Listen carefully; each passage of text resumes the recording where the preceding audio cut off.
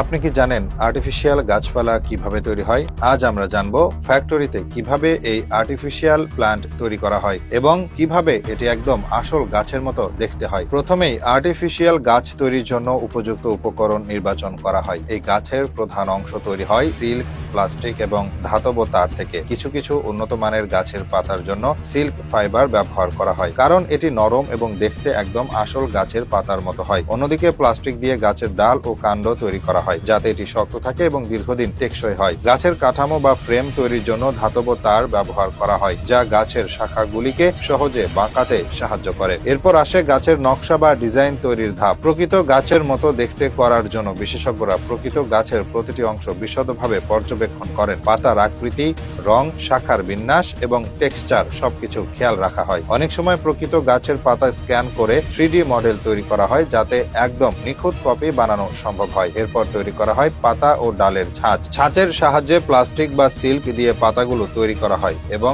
এগুলোকে বিশেষ রঙের মাধ্যমে বাস্তবসম্মত লুক দেওয়া হয়। অনেক সময় গাছের